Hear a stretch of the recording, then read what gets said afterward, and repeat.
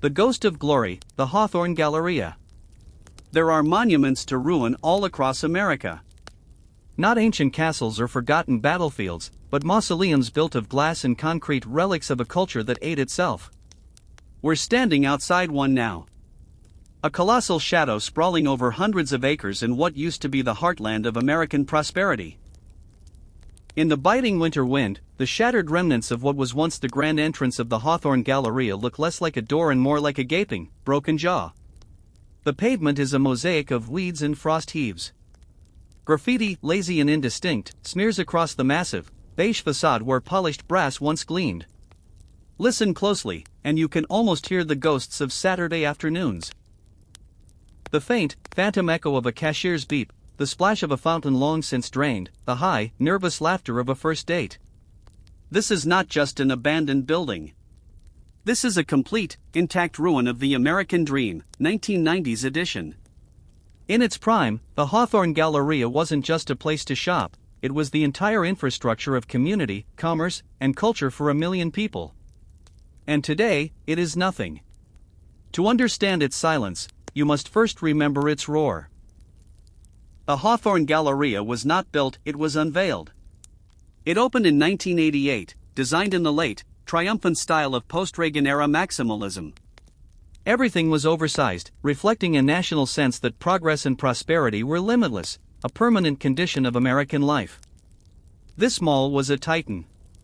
It occupied 3 sprawling levels, anchored by 4 of the biggest names in retail, Nordstrom, symbolizing high-end fashion and service.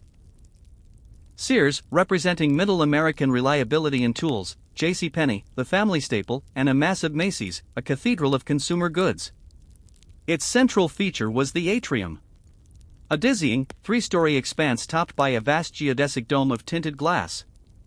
Sunlight streamed down onto a terraced food court, a global village of fast food where every seat was perpetually occupied. Below, a synchronized water show danced in a huge, marble-lined pool. Above the pool, a massive, kinetic sculpture of polished chrome slowly spun, catching the light and casting fleeting rainbows on the shoppers below. In the 1990s, the Galleria was the gravitational center of this county. It defined the weekend. You didn't just go to the mall, you lived there. Friday nights, the parking lot was a spectacle of chrome and exhaust, hundreds of teenagers cruising, meeting, arguing, and making up, the air thick with perfume and anticipation. Inside, the energy was almost tangible. The specific soundtrack of the 90s, the grunge guitars bleeding from a Sam Goody, the synthetic pop echoing from a Limited 2, was the heartbeat of the place. The stores were not just selling products, they were selling aspirations. A Gap sweatshirt was a statement. A trip to the new computer store, where the first Windows 95 screens glowed with promise, was a glimpse into the future. The sheer volume of human traffic was a logistical miracle, 20,000 cars on an average Saturday, an estimated 50,000 visitors, making it a larger population than many state capitals. This was a time before the internet truly colonized life. Before social media fragmented our attention. The mall was the physical social network. The mall employed nearly 4,000 people. A colossal employment engine, a miniature city where everything was climate-controlled, safe, and available. The architects had designed it to feel eternal. The marble floors, the heavy, bronze handrails, the vast, echoing ceilings, it was designed to give the American consumer a sense of permanence. This was not a temporary structure, this was an institution. And that, perhaps, was its first fatal flaw. It was built to resist change in a nation obsessed with it. The first cracks in the marble were so small, they were almost imperceptible. The first sign wasn't a clothing store, but a quiet, almost embarrassing rebranding. Around the turn of the millennium, the management, still arrogant with the success of the 90s, decided the Galleria needed an injection of youth. They ripped out the beloved, if gaudy, fountain and replaced it with a minimalist, low-maintenance food kiosk. The kinetic sculpture was deemed too costly to maintain and dismantled. They called it modernization. The loyal shoppers called it cheap. The deeper, more insidious threat was happening miles away and online. First, the big box stores like Target and Walmart began to expand their offerings. Why buy towels at JCPenney when you could get them for half the price while also picking up groceries and motor oil? The convenience factor began to chip away at the necessity of the mall. Shoppers started treating the Galleria not as a destination, but as a luxury they couldn't afford time for. Then came the true economic earthquakes. By 2004, the internet was no longer a novelty, it was an expectation. Amazon, once a niche online bookseller, was now selling everything. Crucially, the mall's high-margin, youth-oriented stores, the CD stores, the bookshops, the novelty gift shops were the first to be digitized out of existence. Who needed a Tower Records when you had iTunes? The demographic began to shift. The affluent families moved to the newer, lifestyle centers. Open-air developments with parking right outside the door and trendy, smaller boutiques. The Galleria started to attract a different kind of crowd, those who needed a cheap air-conditioned place to wander, not those who came to spend. In 2006, the first anchor store faltered, JCPenney. The national chain announced major restructuring and the Galleria store was on the list. The loss of that anchor store was catastrophic. It created a colossal, echoing void on the West Wing. Security gates came down, the lights were dimmed on that entire corridor, and suddenly, the vastness of the place felt less grand and more terrifying. The management tried desperate, almost comical, fixes. They converted part of the vacant pennies into a discount gymnasium.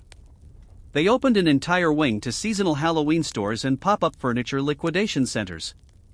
The original vision of the Galleria, the pristine, high-end consumer dream, was being replaced by a jumble of low-rent pragmatism.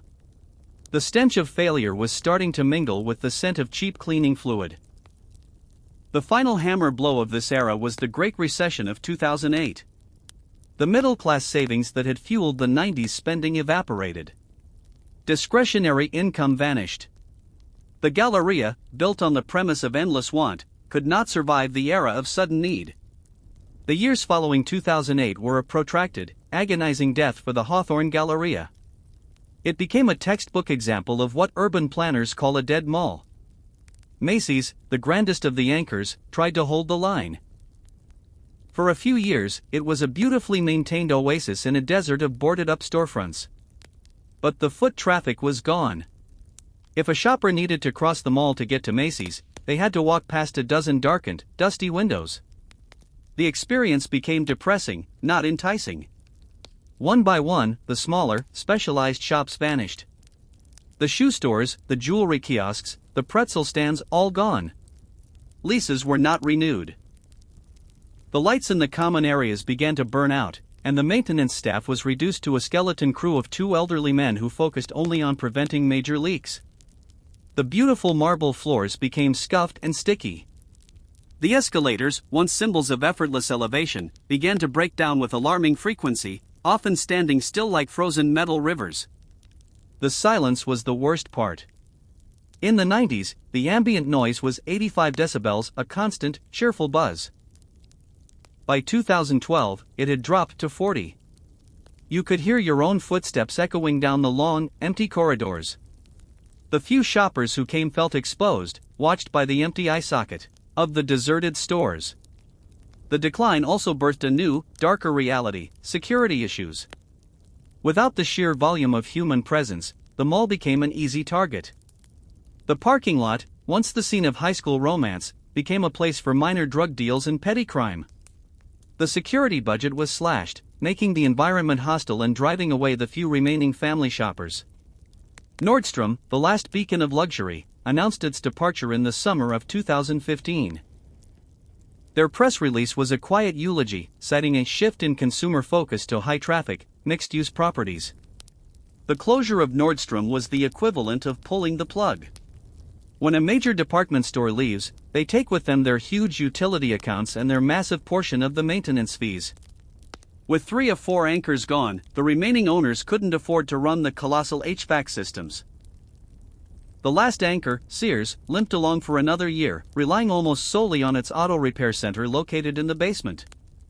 That final, lonely Sears store, half-empty, understocked, staffed by employees who had worked there for decades and knew the end was near, was a tragic tableau.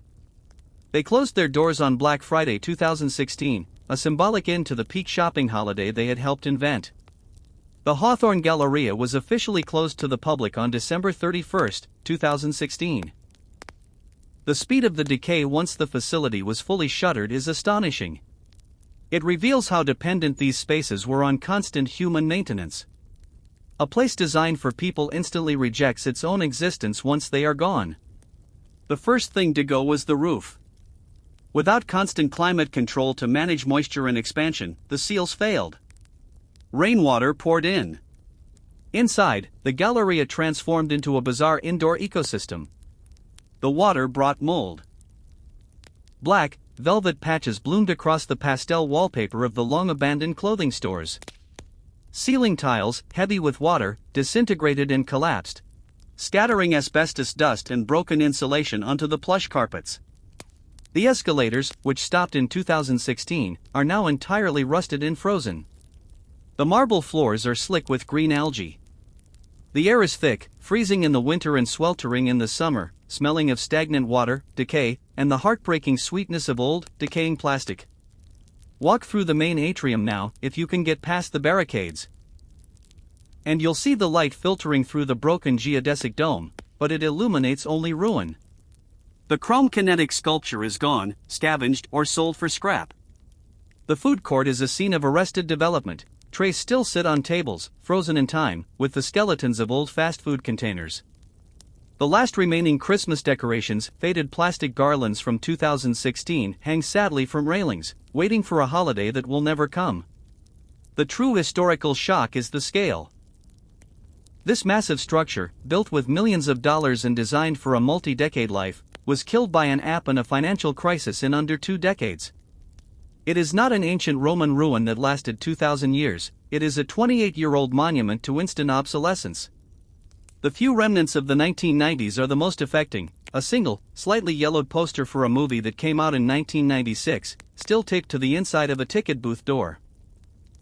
A forgotten rack of promotional brochures from a cell phone store in 1999, advertising Nokia phones and dial-up internet plans.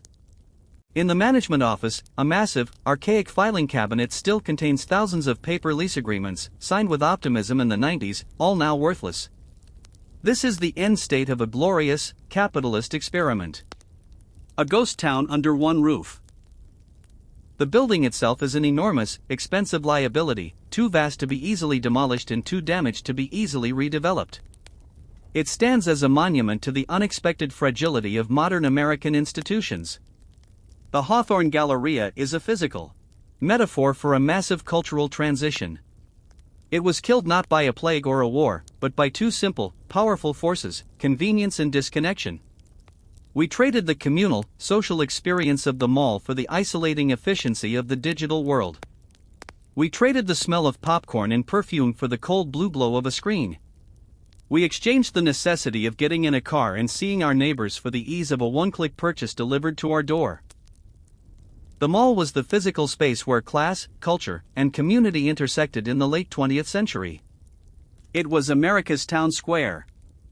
Its abandonment is the clearest physical evidence of the erosion of that town square. It forces us to ask, what happens to a society when the places we build for ourselves are no longer sustainable? When the grandest monuments of our consumer peak, built to last forever, are rendered obsolete by a simple piece of software? Look one last time at the broken jaw of the entrance, at the vast, empty parking lot. The Hawthorne Galleria stands not just as a warning about the economy, but as a stark, concrete reminder that no matter how big, how successful, or how loved an institution may be, in the relentless churn of American progress, everything is ultimately disposable. The roaring decade of the 1990s is over, and this is the ghost it left behind.